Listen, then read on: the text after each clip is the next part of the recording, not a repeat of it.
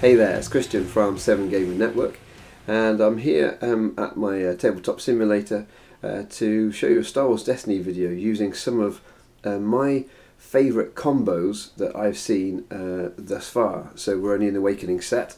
I'm sure there's still lots more to come, but in the Awakening set there are still already several combos that are really strong. Now bear in mind that using a combo like these doesn't necessarily make your deck a combo deck.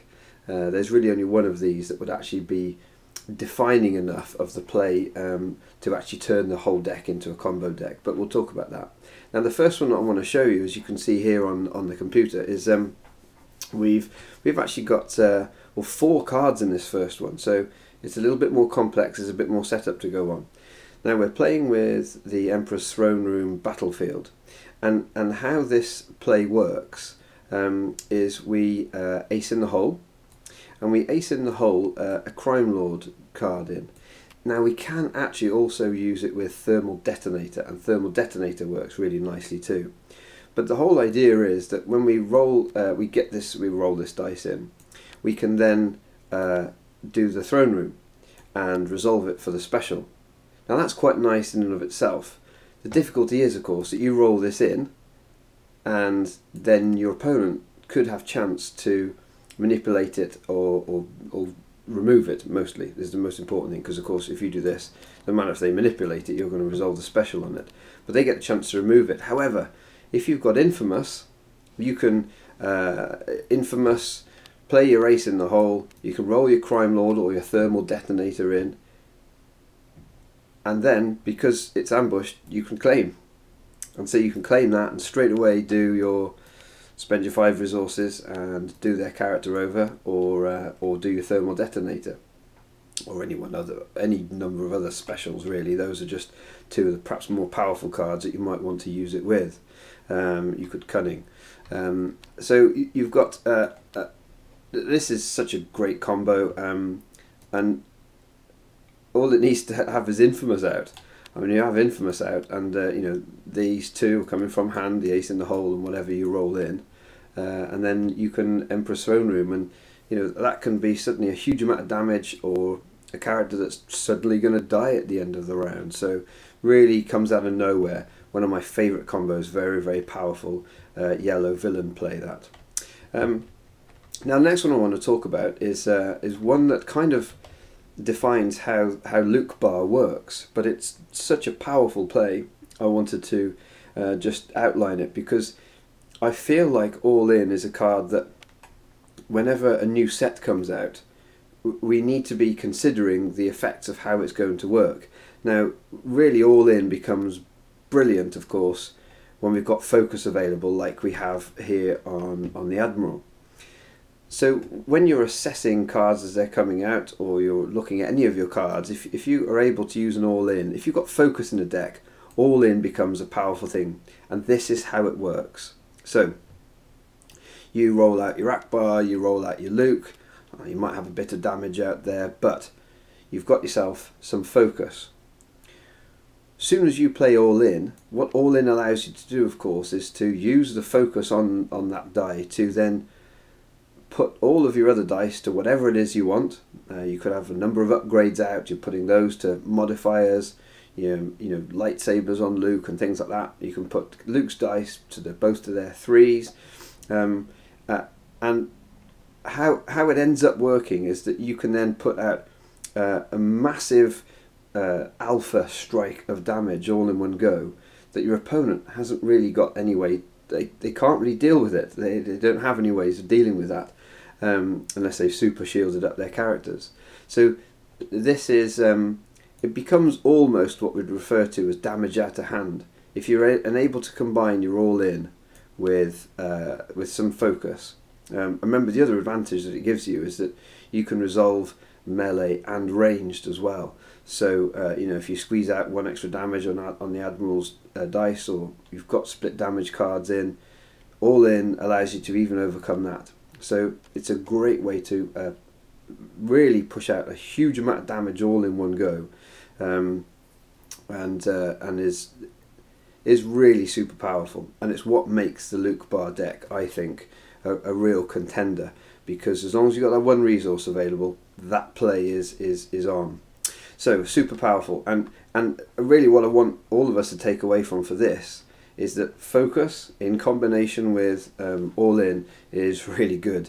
Remember, if you've got a promotion on Admiral Akbar and you haven't rolled the focus on him, it doesn't matter if you roll focus on the promotion. You can all in. You can focus that promotion onto Admiral Akbar's 2 focus, and he can focus his other die, and then you can turn all of Luke's perhaps to their full damage, 9 damage. It's very, very powerful.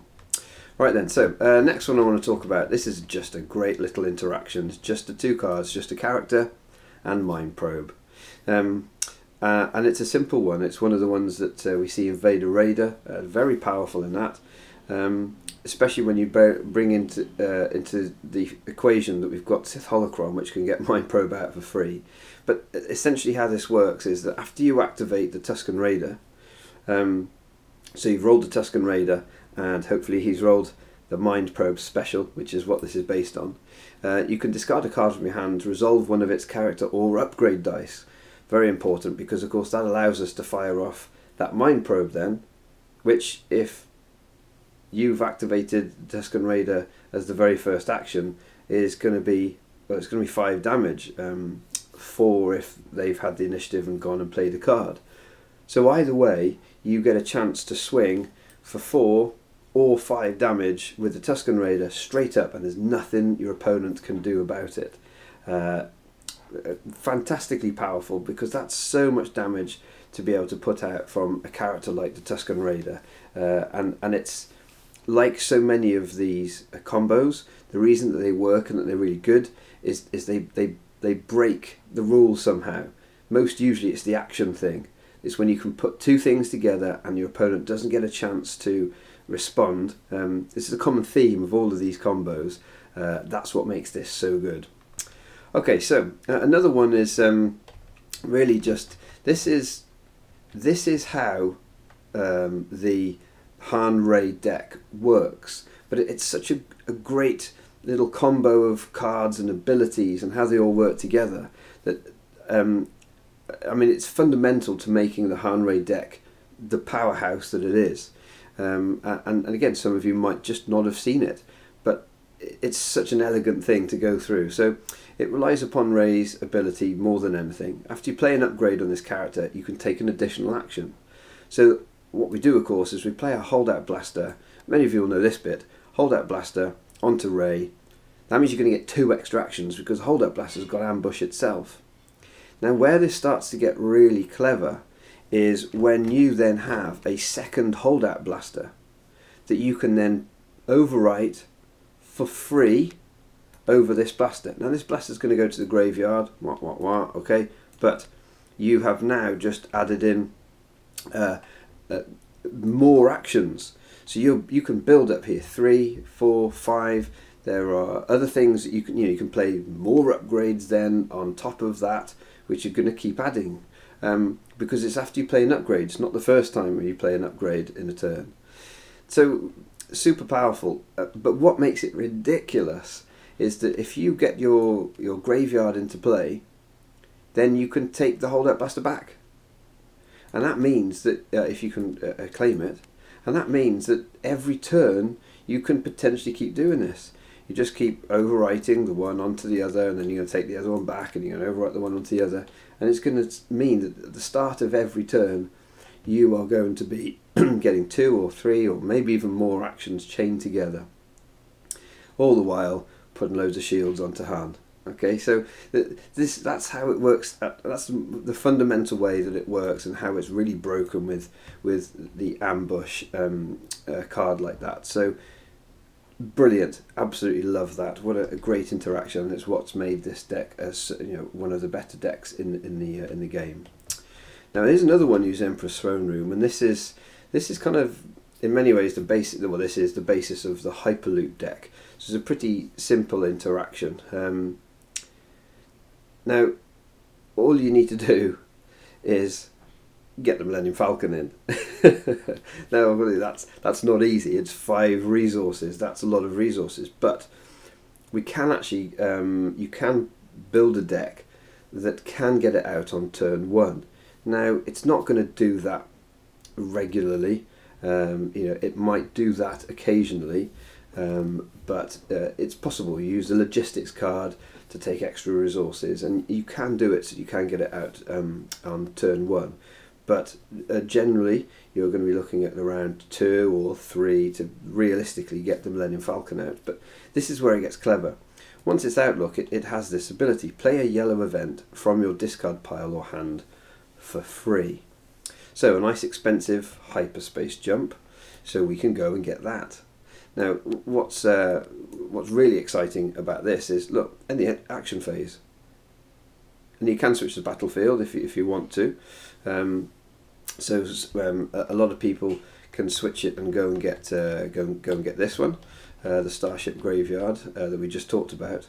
But ultimately, if you're able to play quickly enough, which you can with this, because really you just roll out the Millennium Falcon and then you you take this and you kill the turn off at any point you want to. Once that Millennium Falcon die is out, if it's already rolled, it's special, brilliant.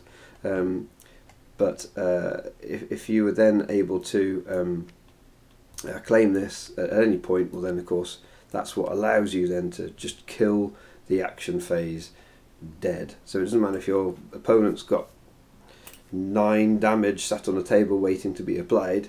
If you can get that special off on the Millennium Falcon, you can play hyperspace jump out of your graveyard or hand for free, it's really very, very powerful. So those are just a few of my really. Oh, actually, I do just want to talk about these two as well. These two reprobates here. Now, this isn't strictly speaking a combo.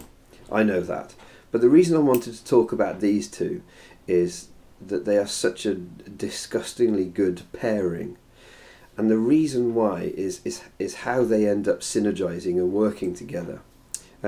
So sometimes it can feel almost combo-esque. Now, if you've been playing the game at all, then you'll know Jango Fett is of course broken. He's the very definition of it, because what it allows you to do is to circumvent those rules of the game, the fundamental I go, you go, and that's what makes him so good. So he's very often targeted by our opponent, and what you tend to do is have this horrible waiting game when you're playing against Jango, where you're trying to delay your go as much as you can until he then finally activates. Now, if you're playing as these two, great, you keep Jango back until they activate someone, but you can get Balatik out and roll his dice out nice and early. So you get his die out early, and you can get to use it, you get to apply that damage. It's giving you something to do and dice to resolve whilst you're waiting for Jango to respond to their activation. And then once they do, hopefully you can swing in with lots of damage on Jango. And then of course, when you then make the kill, you're then going to untap Balatik, who's then going to go again. Now, what makes it also really horrible is that because so many people will focus on Jango and get rid of him first, you load up all of your redeploy things on him. So you hold out blasters and your F11D rifles, because a common one to play with these two would be Stormtrooper. And then of course, once Jango then dies, well, his guns, you can stick them straight onto Balatik, and that means that he then is even more likely to be able to get his ability to go off, simply because it's that little bit later. If they've managed to kill Jango, you're probably into the mid game now, and Balatik's now got all these upgrades that he can then dish out even more damage, and that's where this horrible and wonderful synergy, depending on whether you're playing against or playing with these two, really comes into its own. And of course, if they choose to focus on Balatik first and take him down, because he has got 2 less health, and in many lists you'll probably play him with 2 dice and Jango with only 1, great, you get to keep Jango in the game for even longer, and you give your opponent that headache of having to work their whole turn around when they go with Jango. So the way these two work together, it feels almost combo-esque. because it's that sort of rock and a hard place. And Balatik's ability is so often going to fire off the fact that Django has just gone and dished out a whole load of damage that your opponent cannot deal with. So it feels very combo-y to me, and I love it. And what a great pair of roguish characters as well. As ever, if you want to comment on anything else, maybe there's some other combos that you've thought of and would like to see a video talk about, maybe how we overcome them, how we can work around them, do let me know. And also, again, if you want to learn some of these cooler combos that you can use, tournament worthy, do check out the Knights of Ren podcast, because they're always talking about these kind of things, and they really know what they're talking about, those guys. Good friends. So until the next Star Wars Destiny video, keep enjoying Destiny. See you for now.